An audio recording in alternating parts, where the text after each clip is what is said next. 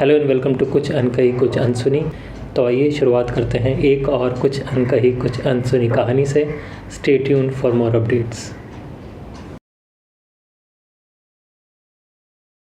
हम जनरली सुनते हैं यूएन पीस कीपिंग मिशंस के बारे में, और आपने वहाँ सर्विसेज दी हैं।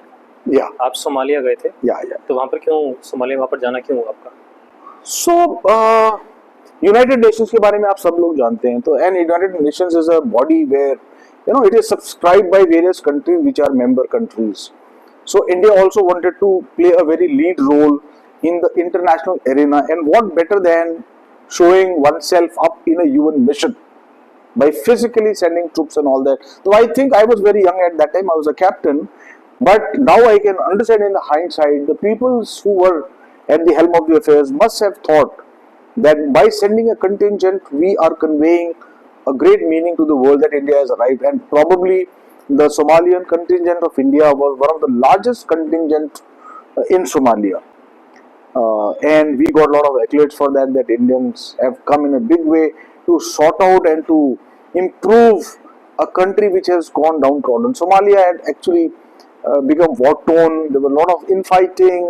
What I have gone and seen, it has affected my mind, a young mind, because I actually saw Somalian Air Force planes lying on the ground like a graveyard. I saw Somalian ship on the Kismayu port lying turtle on sideways. Somebody must have pushed it. A ship doesn't just fall like that. And of course, forget about the military machinery strewn all over, lying all over. So I could imagine what bad scenes they would have undergone when such a war fighting would be happening. So probably Somalia was in a bad state at that time, and we went there to give semblance to governance, to give semblance to life, to get the people. And it was a peacekeeping mission. पर civilian background, civilian जो aspect था वो कैसा था? Order था? No, there was hardly a civil order. The civil order was one which was institutionalized by the UN. So UN civilian members were forming governing bodies, and they had put those governing councils in the villages. So they were the ones who were governing. So if the UN had pulled its hand out, the recognition given by the local people to them, how much would survive, only time would tell. And that's exactly what happened when the UN wound up from there ultimately. You see what Somalia is today, still not very stable, still not the country that it should be. So that is where we went to Somalia, and I had the privilege to stay for almost 15 months over there in a war-torn country, and we did our bit, and Indian contingent was very much appreciated in Somalia. I can say, forget about the military aspects and all that, but we did a lot of humanitarian work. There was no water there in the hinterland. The only two rivers there, Shabili and Shabili, but there no canal system adequate developed now, so there was a water problem. And it's an arid desert.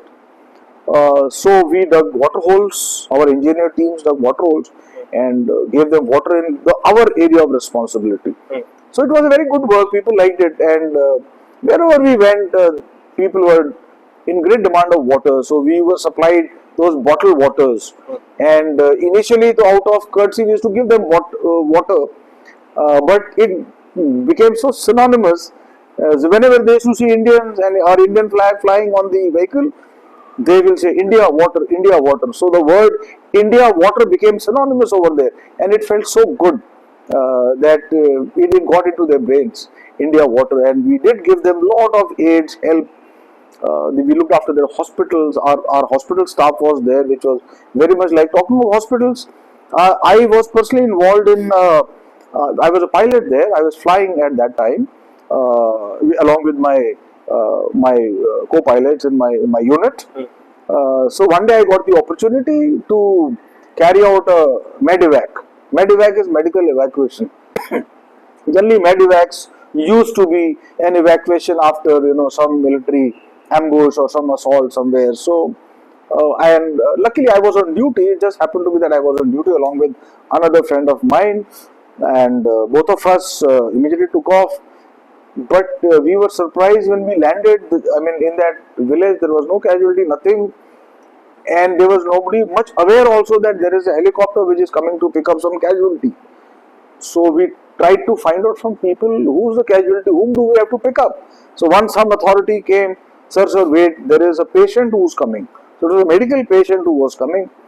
So we all appreciated that he will come on a stretcher, and we started making space for stretcher, though our helicopter is equipped that way that it can carry a stretcher. So we started preparing for it.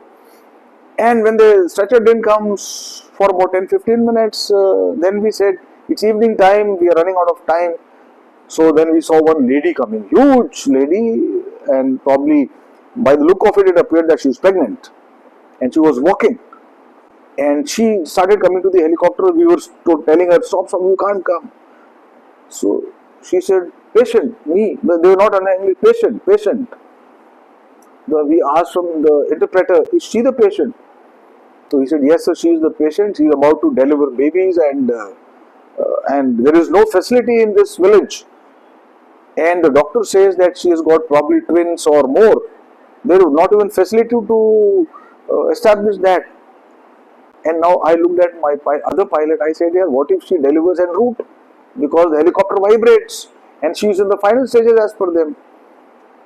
And then all sorts of different ideas started coming. We were not prepared for this kind of an emergency. But anyways, we decided that we took one family member from theirs and a nurse en route, so that in case a situation happens, and we took that call that we will evacuate her. And we evacuated her, and we got a lot of salutes from the local people because we did evacuate her. They really saluted us when we were taking off. And by the way, our field was about I think 45 minutes to 1 hour of flying time. We immediately rung up our hospital. Hospital has done the necessary arrangements. We landed there, and she was evacuated to the hospital there. And you won't believe, she gave birth to 4 babies. Quadruplets were born, and we felt so good. I felt so proud that we saved 5 lives that day, of the lady and those 4. So probably these kind of missions that we did earned us lot of accolades, and I feel very proud of that mission that I was part of. वहाँ violence भी होता है Somalia में, या जब आप थे? Oh, there was बहुत वायलेंस था वहाँ पे. Actually, अगर आप सोमालिया पे इतना मुझसे पूछ ही रहे हैं तो मैं आपको बता दूं that सोमालिया की जो लोकल पॉपुलेशन थी वो ट्राइब्स में डिस्ट्रीब्यूटेड है. It's a tribal population. और वहां पे देखिए रिलीजन की प्रॉब्लम नहीं है. 100% population is fully Muslim. So we will be able to appreciate that. वहां पे problem is of tribes. So the tribal affiliation is very very strong, and everybody fights for the tribe. And after their constitutional system broke away for whatever reasons it did, every tribe wanted to conquer Somalia. And 13 tribes were fighting. So the tribes had their own territory. So it actually became 13, 14 small territories in which the tribes were ruling, and they were fighting amongst each other. And each tribe wanted to gather as much from the other tribe. So that was the law and order situation. And there was a big fight on that, and I have seen with my own eyes one tribe looting the other tribe and burning their houses and all that, and we went there and we rescued them. Don't do this, it's not good. We're trying to establish peace. A difficult mission. It was a difficult mission. Okay. और कोई memory associated है आपकी Somalia? I think Somalia memories, if I just talking Somalia, one podcast can be made. There are many memories of Somalia, good. And in fact, you must have seen that movie Black Hawk Down. It happened when we were there. It was a bad memory. It's a bad memory to recall. And it actually happened.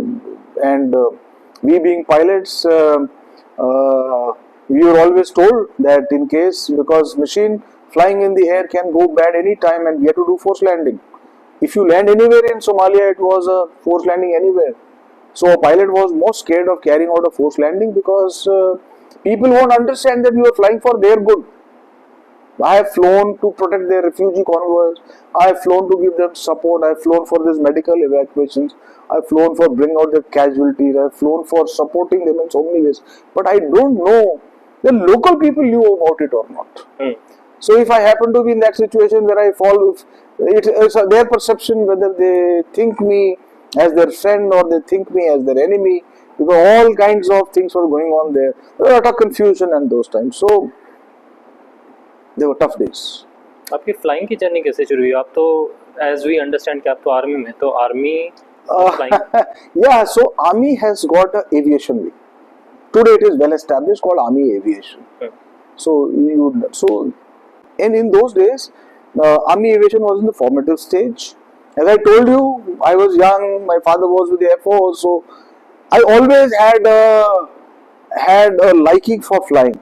So I got this opportunity in army for army aviation. So I applied for it, and when I applied for it, I got through, and I got myself trained as a pilot at our training center in Hyderabad. Got my wings, and there I was flying. I flew for good about 7-8 years, and after that, once I finished my flying, I came back to my artillery for my normal duties. That's how I.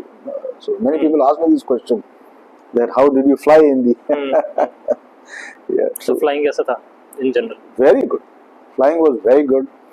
I mean, I will call flying as a passion. It was my passion. So wonderful. It was a very good experience.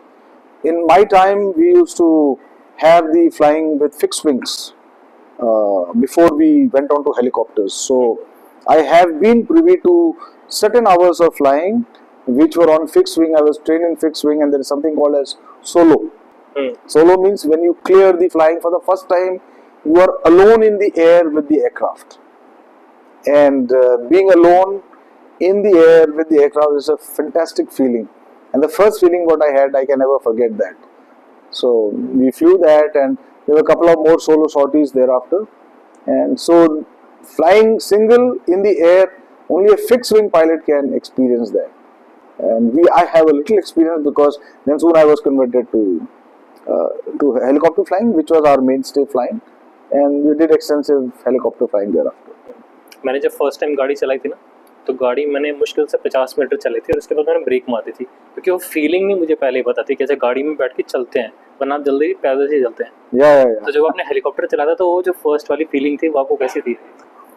First time helicopter flying was very different, because when I started flying, when we were trained to fly the fixed wing, उसमें तो you come on the runway, it's like like you're driving a bike or you're driving you put full throttle, you put the brakes, and then you leave the brakes, and it goes on the runway.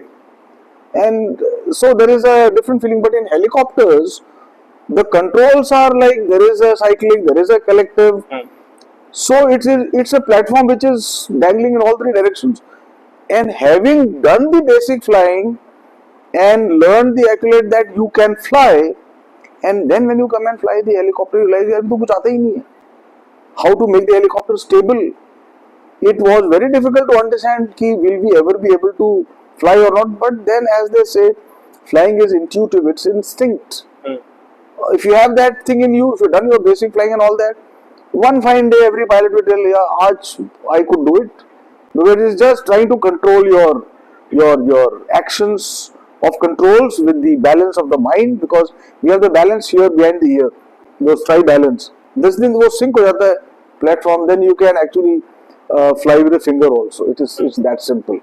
So it's just that you have to reach that balance. Some are able to reach that, and few are not able to reach that. Unfortunately, then they are not able to fly. So then they are boarded out from the flying. I was one of the lucky ones. Helicopter में parachute भी होता है? No, there's no parachute. Neither in helicopters, there's no parachute in that. It's a single engine, and you have to go down with the aircraft. Means if the engine fails, there are emergency procedures and drills. So you land with the aircraft. You auto rotate. They call it auto rotation. You auto rotate the helicopter and you land. So if you execute your auto rotation well, you will be safe. And sometimes you are not able to do that, or you don't have the time to do the auto rotation. Then probably it may turn out to be a little injurious or maybe fatal at times. तो जैसे हम fly करते हैं किसी भी aircraft को, airplane को, तो जनरली क्या होता है कि अगर इंजन्स फेल होते हैं तो वो एक फ्लाइंग में है, आराम से नीचे आएगा, आप उसको कहीं भी लैंड कर लो, ये एक चीज़ होती है। हेलीकॉप्टर पे तो ऐसा नहीं होता फिर? हेलीकॉप्टर जो ऑटो रोटेशन में आपको बात कह रहा हूँ, टेक्निकली वो भी यही चीज होती है, कुछ इसी टाइप की। हाँ। तो अगर आप इस टेक्निकल को समझना चाहेंगे तो when the helicopter's blades rotate, they create a lift. That lift is what holds the helicopters below. So when the engine fails, the blade is powered by the engine. If the engine has failed, the blade won't rotate. But if you have seen that toy बचपन में कि वो हम बनाते थे paper का, cut करके उसको ऊपर फेंकते थे, वो ऐसे ऐसे गोल गोल घूमते हुए नीचे आती थी। So why it is turning goal? Because the air from below is making it turn. So same thing happens in the helicopter. When the helicopter is falling, the gush of the air which is going through it makes the blades of the helicopter rotate by that force. तो आपका उतना ही force है जो आपको ये auto rotation में काम आ रहा है। तो when you are hitting close to the ground, that lift which has been created by this fall of the helicopter is what you utilize to just touch the helicopter down. It is that combination, if you are able to do well, then you survive.